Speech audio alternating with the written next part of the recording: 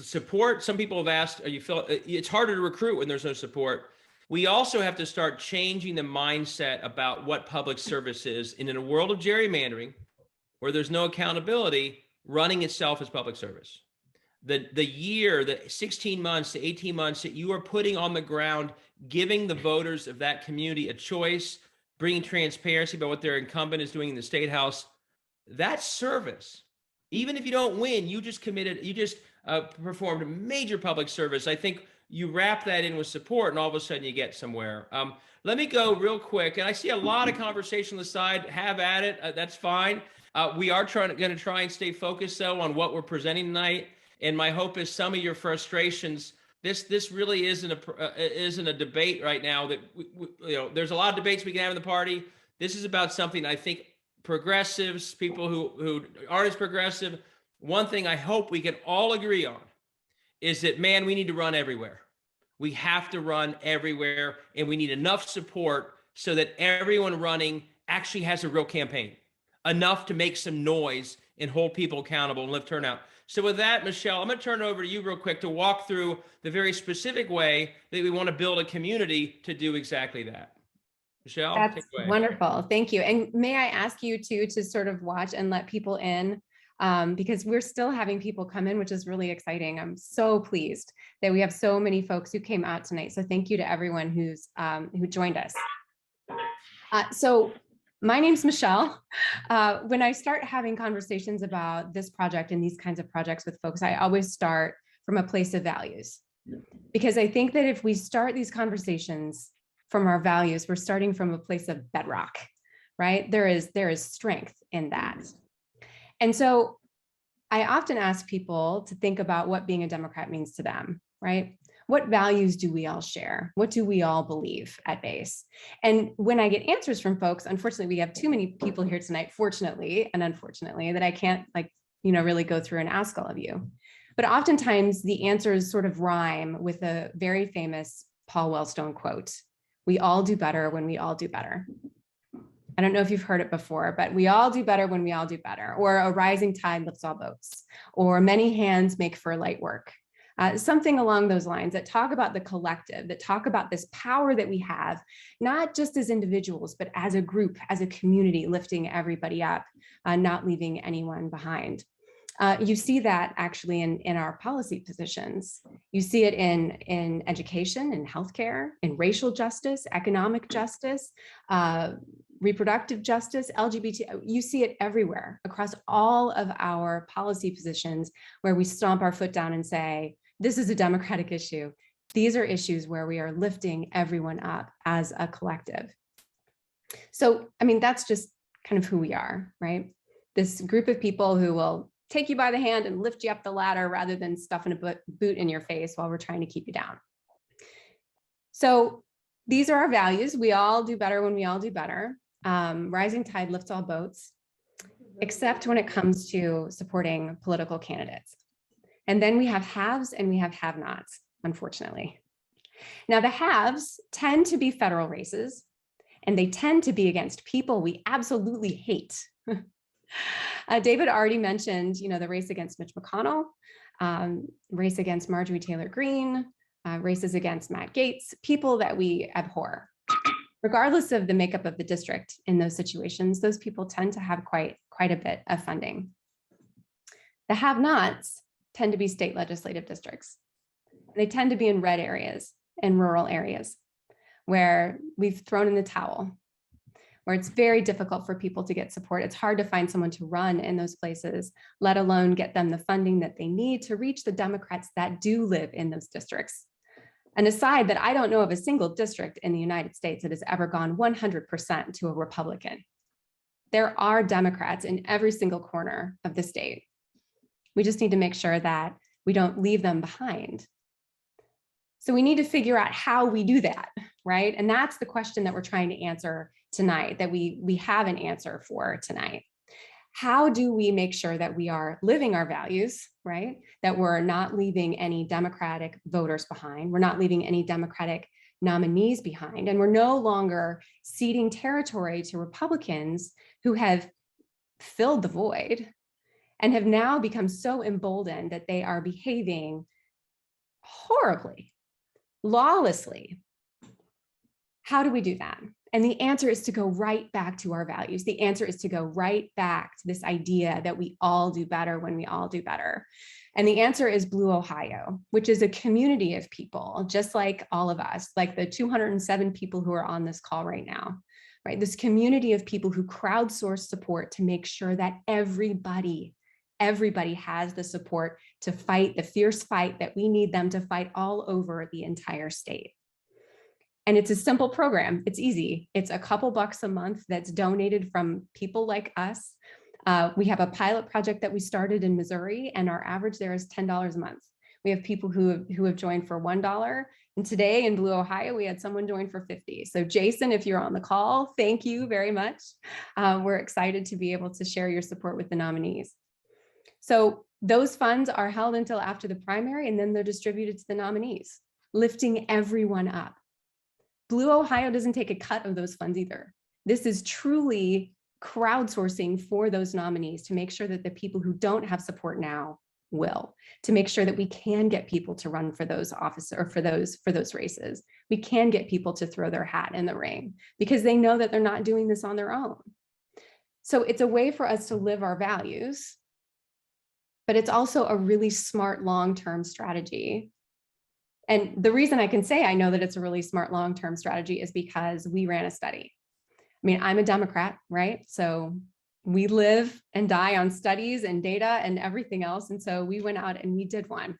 Our pilot project in Missouri was started in 2017.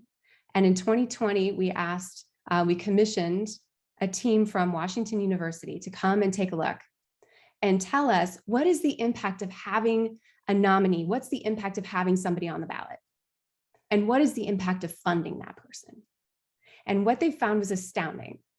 The impact of just having somebody on the ballot, just having a Democrat on the ballot was 1.5% to the top of the ticket, 1.5% vote share, additional vote share for the top of the ticket just by having somebody running.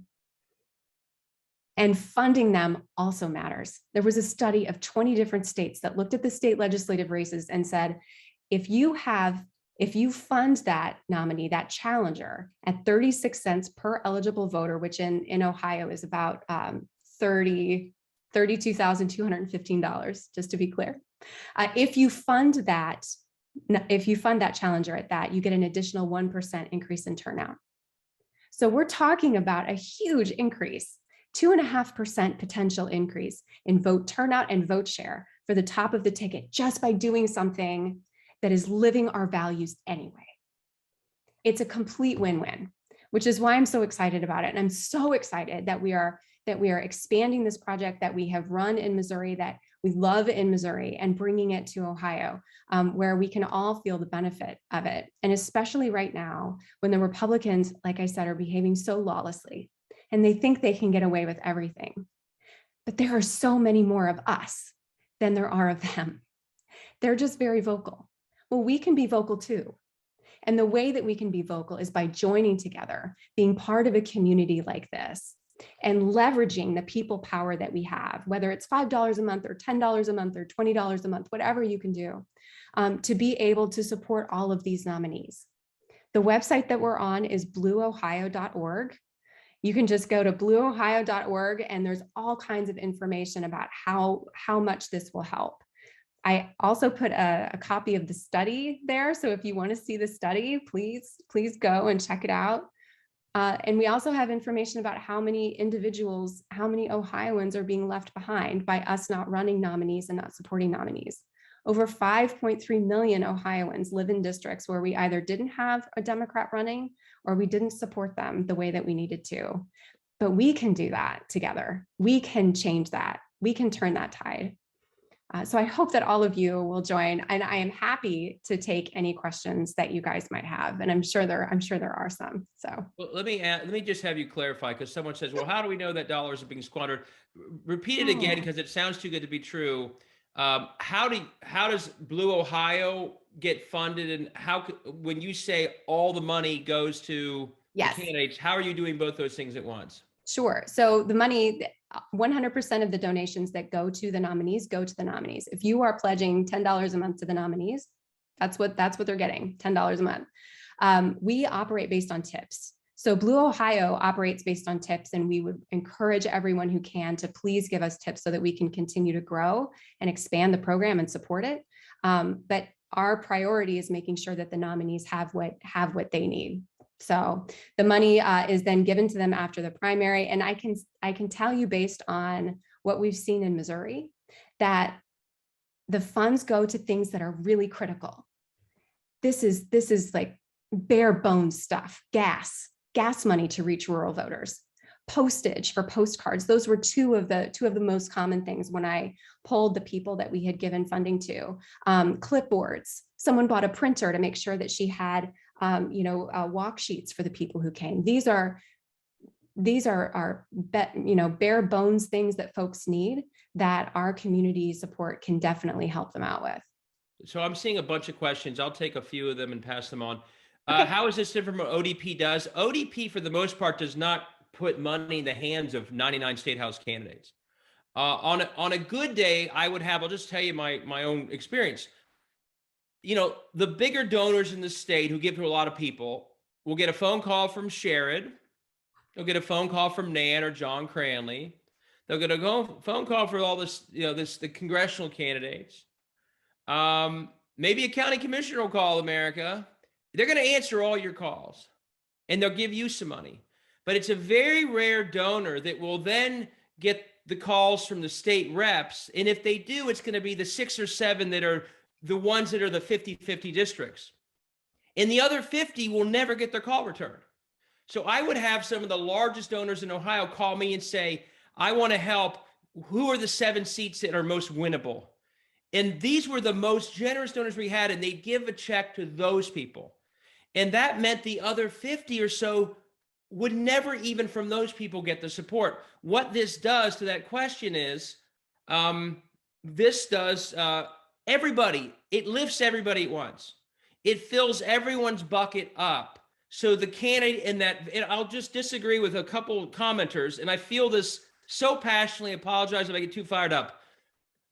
There's only one thing worse than gerrymandering. And you know how much I hate gerrymandering. It's letting it lead to us not running at all. That is when you are giving them what they want. Avoid of any conversation, avoid of any challenge. That's their goal. And so if we say to them, which some commenter said, well, it can't change in gerrymandering, they want you to quit in 30 or 40 districts in the state. And that's how you get into extremism and lack of accountability. Now, is it tough to run a gerrymandered district? Absolutely. And that's why we need to say to people, if you run in any district in Ohio, you are a hero of democracy. We celebrate your run of service. And the minute the primary is over, here is the biggest check that we can put together from the thousands of people that gave money to Blue Ohio. Congratulations and thank you for running. And we celebrate them all the way through. Gerrymandering, if we don't do that, it truly is poisonous to democracy. One of the things it does, by the way, if you don't run in 30 or 40 districts, and this is what Michelle talked about, 5 million voters in Ohio essentially heard nothing about their state house in the last cycle. 5 million. And the lack of awareness about the state house is what makes the problem so much worse. They don't know who their state rep is. They don't know the terrible things they're doing. And we all run around saying they're lawless. And these people say, because they've never heard of anyone running the district, we don't even know who these people are or what they do. So the lack of any campaign at all is, frankly, much worse than the problem of gerrymandering.